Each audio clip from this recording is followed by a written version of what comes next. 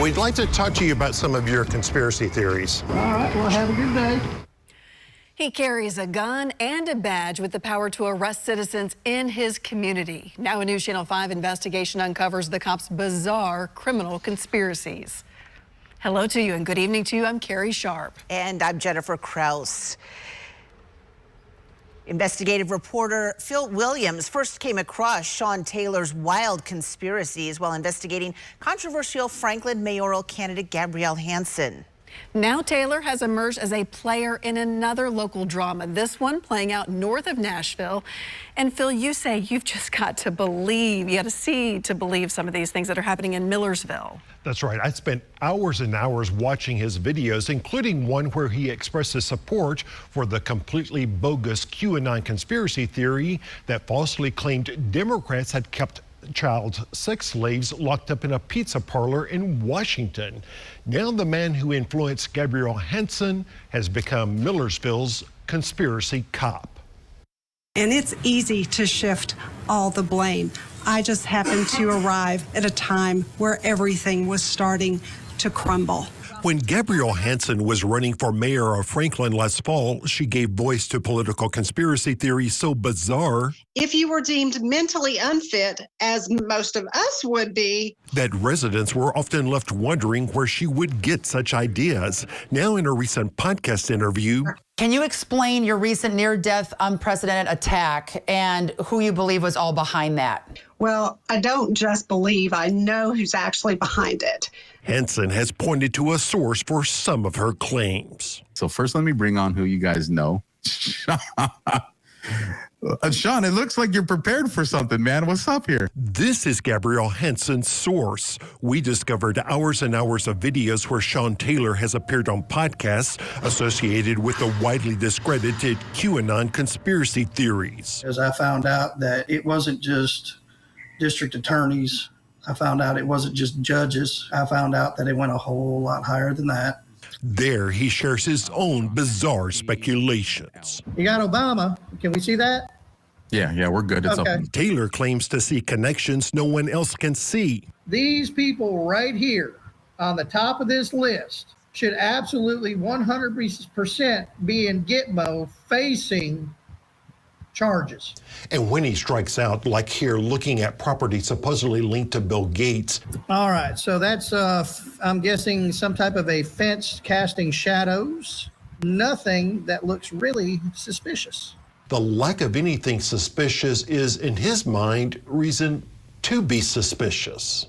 And when I don't have anything that looks suspicious, that makes me think something's up. Sir, this is about a criminal investigation, and we cannot discuss it. Now Taylor has landed in Millersville as assistant police chief, promising to root out the corruption he sees there. A self-described gypsy cop, court records showed the conspiracy theorist has bounced from town to town, sometimes keeping a job for just a few months at a time. And every time that I will go to an agency and start digging, they will always, as soon as I start showing them everything, they shut me down. Which is why we wanted to ask the Millersville assistant chief about those claims. Yeah, we'd like to talk to you about some of your conspiracy theories. All right, well, have a good day.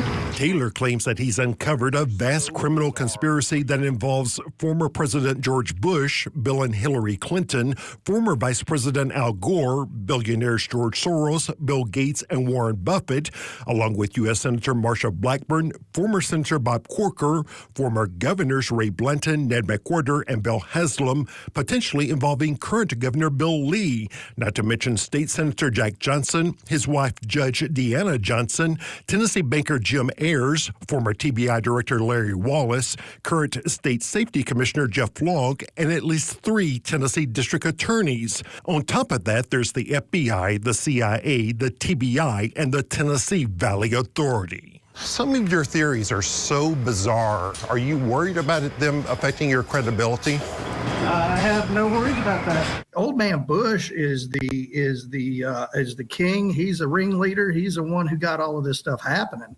Shawn Taylor imagines that the elder President Bush enlisted the Clintons into his transnational criminal network, and the Clintons brought in Tennessee's Al Gore. That was the reason he became vice president. Because he was trafficking drugs and kids back then?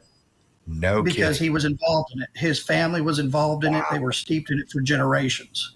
In Shawn Taylor's mind, there's also the murder of 20-year-old Holly Bobo in 2011, which he blames, without any evidence, on Al Gore and banker Jim Ayers. Yeah, Al Gore, you're a piece of shit, just so you know.